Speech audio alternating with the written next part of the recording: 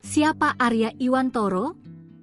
Penerima beasiswa malah masuk buku hitam Purbaya, istri ogah jadi WNI. Menteri Keuangan, Menkeu, Purbaya Yudi Sadewa mengambil tindakan tegas terhadap alumni penerima beasiswa Lembaga Pengelola Dana Pendidikan, LPDP, yang viral karena menghina Indonesia. Purbaya memastikan suami sang alumni yang juga awarde LPDP bakal mengembalikan seluruh dana beasiswa beserta bunganya.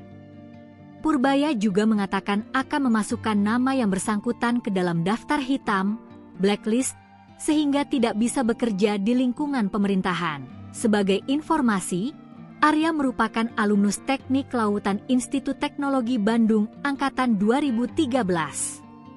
Sejak masa kuliah, ia dikenal memiliki minat kuat pada dinamika pesisir dan sistem kelautan, bidang yang belakangan menjadi fokus risetnya. Selepas menyelesaikan pendidikan sarjana, ia melanjutkan studi magister di Utrecht University, Belanda, dengan dukungan beasiswa LPDP.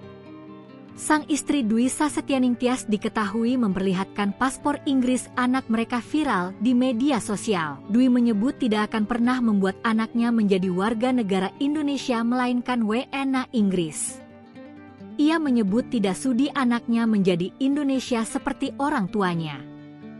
Padahal kedua orang tuanya bisa tinggal di luar negeri karena beasiswa LPDP dari pemerintah.